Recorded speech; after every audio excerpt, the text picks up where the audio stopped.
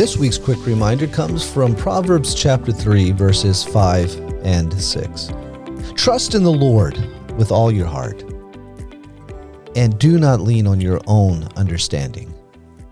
In all your ways acknowledge Him, and He will make your paths straight. This is a very familiar passage to Christians all over the world. And because of that, we could be in danger of not paying attention to it. Like the old adage goes, familiarity breeds contempt. You may be able to quote these verses by memory, but do you know what you're saying? Let's slow down and look at some of the words, and with dependence on the Lord, give some thought as to what they mean. I'll give definitions for each of these words that we look at, which I've come up with from simple word studies. And I'm doing this because it's important that we understand what they actually mean and not depend on interpretations that come from what we think they mean. So first, let's look at the word trust. It brings with it the idea of going beyond simple mental belief of something being true, but it describes an action of confidence with excessive haste. For the believer, there's to be no delay in total dependence on the Lord for whatever is laid before us to walk in. Hebrews 4:16 says, "Therefore, let us draw near with confidence to the throne of grace, so that we may receive mercy and find grace to help in time of need." We find the antithesis, the opposite to our trust in the Lord, with the word lean. Do not lean on your own understanding. This word simply means self-support.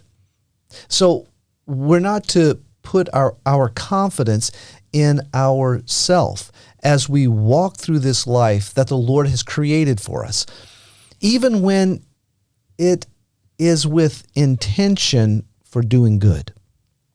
Paul says in Romans 7:18, "For I know that nothing good dwells in me, that is, in my flesh. For the willing is present in me, but the doing of the good is not." So we're being told here that we cannot be the source of the straight path, which, according to verse 6, is what the Lord would have us know. And this trust in the Lord requires all your heart, in verse 5, and all your ways, in verse 6. The word all means absolute, total dependence, not mostly dependent. It means the whole. And we find a great picture of its use in Song of Solomon, chapter 4, verse 7, where we read, "You are altogether beautiful, my darling, and there is no blemish in you." Solomon is declaring that from the top of her head to the tip of her toes, he sees absolutely no defect in this woman's physical appearance. So, according to our passage here, there is no room for doubt if we are going to trust the Lord. James expresses this very thought when he speaks of the necessity of dependence on Jesus, as he says in his epistle, chapter 1, verses 6 to 8, "But he must ask in faith without any doubting. For the one who doubts is like the surf of the sea, driven and tossed by the wind. For that man ought not to expect that he will receive anything from the Lord, being a double-minded man or a doubting man, unstable in all his ways." And what specifically does this passage say is to consume all of us? Well, it's found in the beginning of verse 6. "In all your ways acknowledge Him." The word acknowledge means to experientially know, to be acquainted with. And according to Webster, the word acquainted means personal knowledge as a result of seeing or experiencing something. We find this word used in Deuteronomy 34:10, where we read of the intimate relationship between God and Moses when it says, "Since that time, no prophet has risen in Israel like Moses, whom the Lord knew." Same word. The Lord knew face to face. This is an experiential knowledge. I believe these verses describe a relationship and not a casual acquaintance.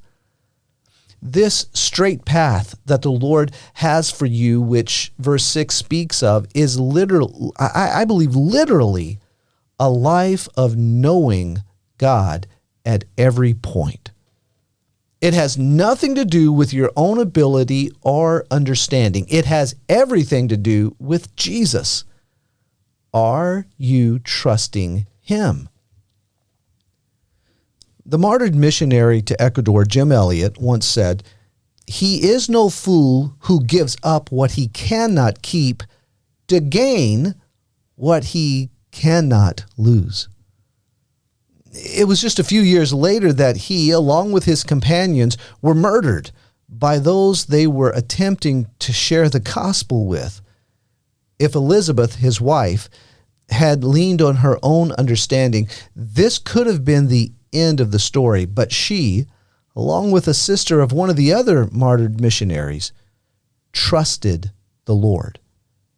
And they entered into that same jungle to present the gospel to the very people who had taken their loved ones' lives.